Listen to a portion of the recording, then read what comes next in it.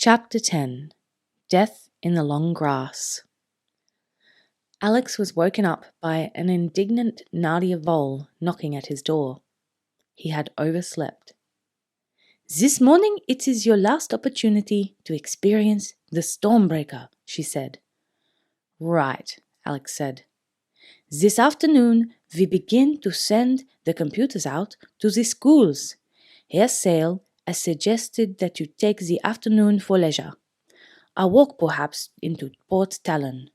There is a footpath that goes through the fields and then by the sea. You would do that, yes?" "Yes, I'd like that." "Good. And now I will leave you to put on some clothing. I will come back for you in 10 Minuten." Alex splashed cold water on his face before getting dressed.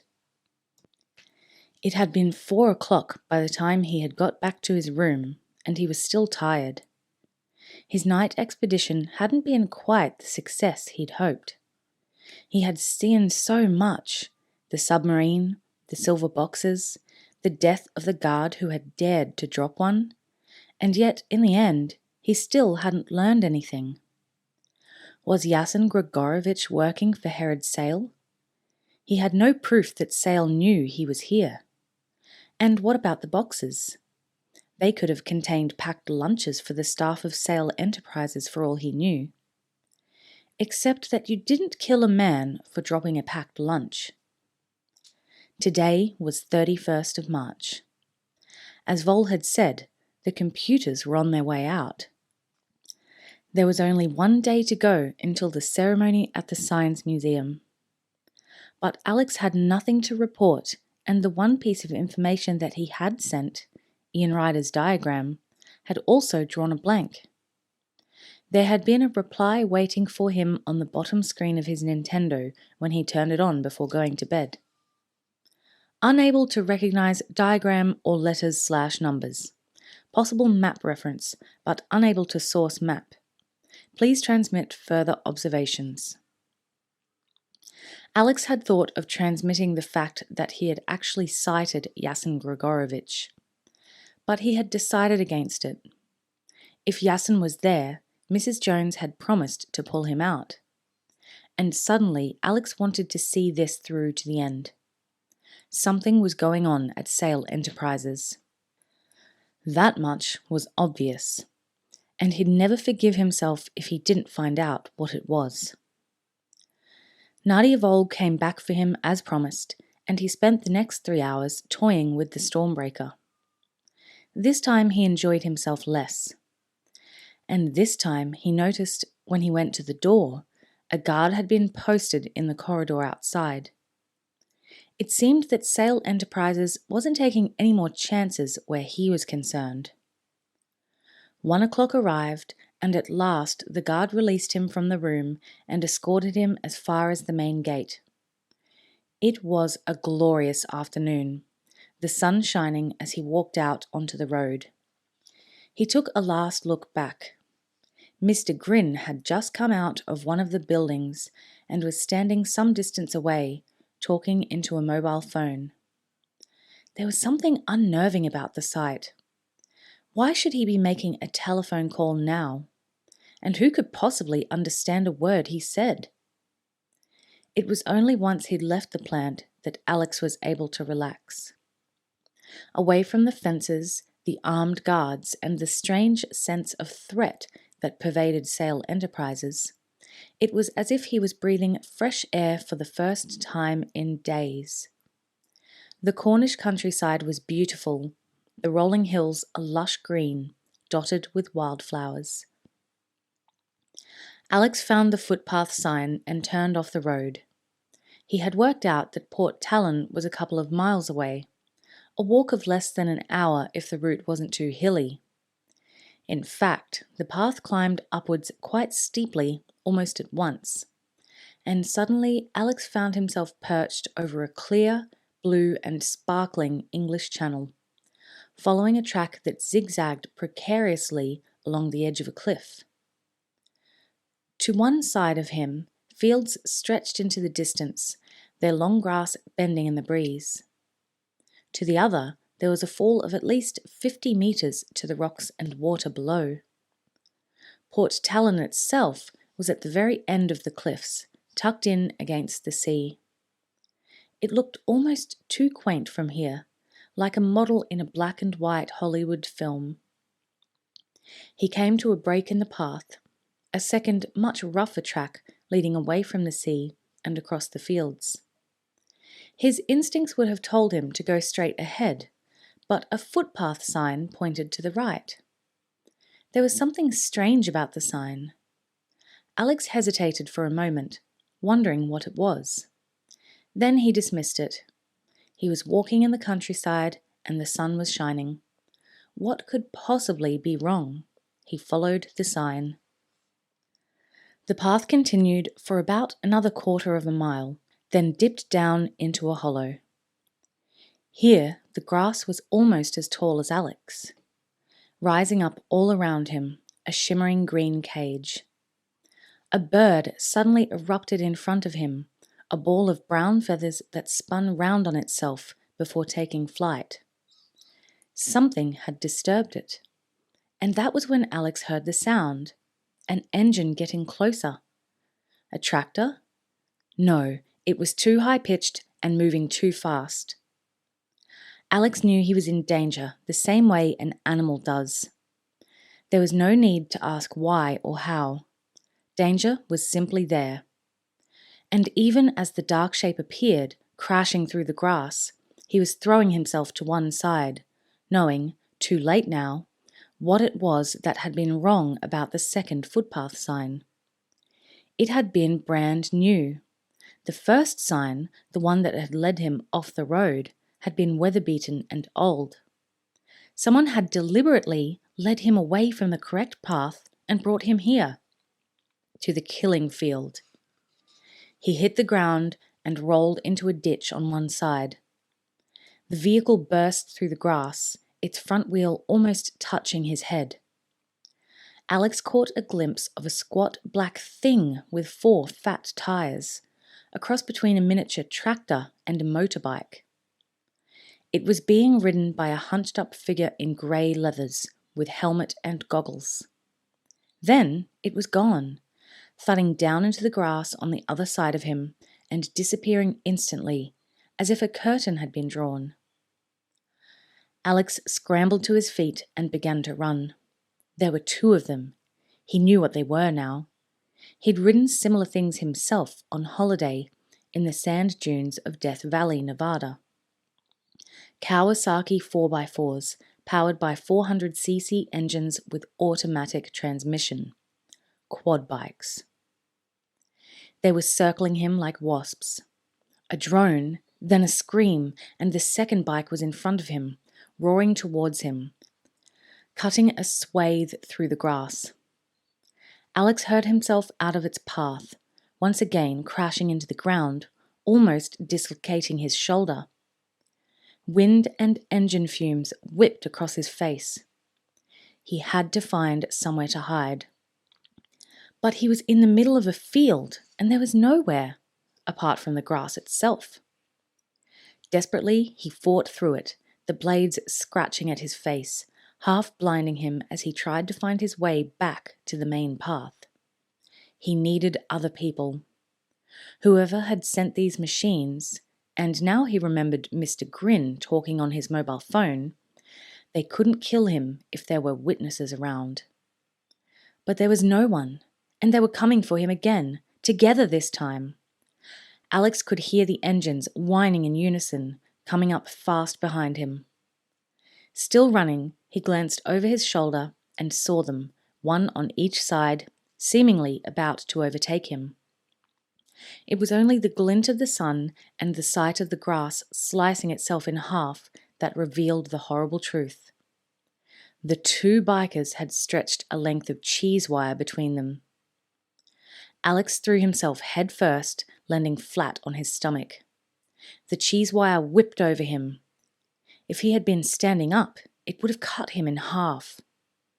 The quad bikes separated, arcing away from each other.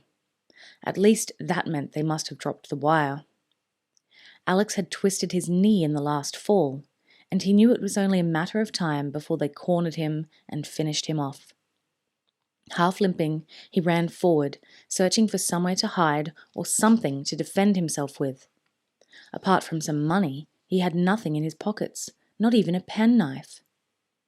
The engines were distant now, but he knew they would be closing in again at any moment. And what would it be next time? More cheese wire? Or something worse? It was worse, much worse. There was the roar of an engine, and then a billowing cloud of red fire exploded over the grass, blazing it to a crisp. Alex felt it singe his shoulders, yelled, and threw himself to one side. One of the riders was carrying a flamethrower. He had just aimed a bolt of fire 8 meters long, meaning to burn Alex alive. And he had almost succeeded. Alex was saved only by the narrow ditch he'd landed in. He hadn't even seen it until he thudded to the ground, into the damp soil, the jet of flame licking at the air just above him. It had been close. There was a horrible smell. His own hair. The fire had singed the ends. Choking, his face streaked with dirt and sweat, he clambered out of the ditch and ran blindly forward. He had no idea where he was going anymore. He only knew that in a few seconds the quad would be back. He had taken about 10 paces before he realized he had reached the edge of the field. There was a warning sign and an electrified fence stretching as far as he could see. But for the buzzing sound the fence was making, he would have run right into it. The fence was almost invisible, and the quad bikers, moving fast towards him, would be unable to hear the warning sound over their engines. He stopped and turned around. About 50 meters away from him, the grass was being flattened by the still invisible quad as it made its next charge. But this time Alex waited. He stood there, balancing on the heels of his feet like a matador. 20 meters, 10. Now he was staring straight into the goggles of the rider, saw the man's uneven teeth as he smiled, still gripping the flamethrower. The quad smashed down the last barrier of grass and leapt onto him, except that Alex was no longer there. He had dived to one side, and, too late, the driver saw the fence and rocketed on, straight into it. The man screamed as the wire caught him around the neck, almost garroting him. The bike twisted in midair, then crashed down. The man fell into the grass and lay still. He had torn the fence out of the ground. Alex ran over to the man and examined him. For a moment he thought it might be Yasin, but it was a younger man, dark-haired, ugly. Alex had never seen him before. The man was unconscious, but still breathing. The flamethrower lay, extinguished, on the ground beside him. Behind him, he heard the other bike, some distance away but closing. Whoever these people were, they had tried to run him down, cut him in half, and incinerate him. He had to find a way out before they got really serious. He ran over to the abandoned quad, which had come to a rest lying on its side. He heaved it up again, jumped onto the seat, and pressed the starter. The engine sprang into life. At least there were no gears to worry about. Alex twisted the accelerator and gripped the handlebars as the machine jolted him forward. And now he was slicing through the grass, which became a green blur as the quad carried him back towards the footpath. He couldn't hear the other bike, but hoped that the rider would have no idea what happened and so wouldn't be following him. His bones rattled as the quad hit a rut and bounced upwards. He had to be careful. Lose his concentration for a second and he would be on his back. He cut through another green curtain and savagely pulled on the handlebars to bring himself round. He had found the footpath, and also the edge of the cliff. Just 3 meters more, and he would have launched himself into space and down to the rocks below. For a few seconds he sat where he was, the engine idling. That was when the other quad appeared. Somehow, the second rider must have guessed what had happened. He had reached the footpath and was facing Alex, about 200 meters away. Something glinted in his hand, resting on the handlebar. He was carrying a gun. Alex looked back the way he had walked. It was no good. The path was too narrow. By the time he had turned the quad round, the armed man would have reached him. One shot and it would all be over. Could he go back into the grass? No, for the same reason. He had to move forward, even if that meant heading for a straight-on collision with the other quad. Why not? Maybe there was no other way. The man gunned his engine and spurted forward. Alex did the same. Now the two of them were racing towards each other down a narrow path, a bank of earth and rock suddenly rising up to form a barrier on one side and the edge of the cliff to the other. There wasn't enough room for them to pass. They could stop or they could crash, but if they were going to stop, they had to do it in the next 10 seconds. The quads were getting closer and closer, moving faster all the time. The man couldn't shoot him now, not without losing control. Far below, the waves glittered silver, breaking against the rocks. The edge of the cliff flashed by. The noise of the other quad filled Alex's ears. The wind rushed into him, hammering at his chest and face. It was like the old-fashioned game of chicken. One of them had to stop. One of them had to get out of the way. 3, 2, 1. It was the enemy who finally broke. He was less than 5 meters away, so close that Alex could make out the perspiration on his forehead. Just when it seemed that a crash was inevitable, he twisted his quad and swerved off the path, up onto the embankment. At the same time, he tried to fire his gun, but he was too late. His quad was slanting, tipping over onto just 2 of its wheels, and the shot went wild. The man yelled out. Firing the gun had caused him to lose what little control he had left. He fought with the quad, trying to bring it back onto 4 wheels. It hit a rock and bounced upwards, landed briefly on the footpath, then continued over the edge of the cliff.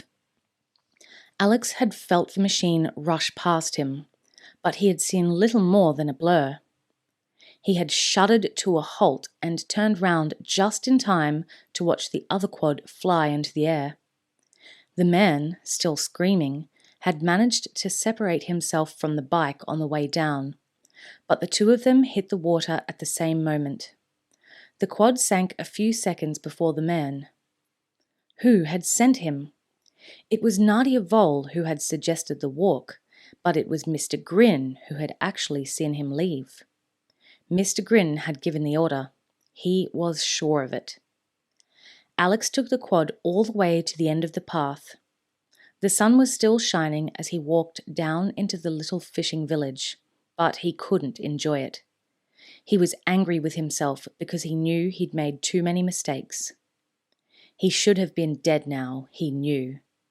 Only luck and a low-voltage electric fence had managed to keep him alive.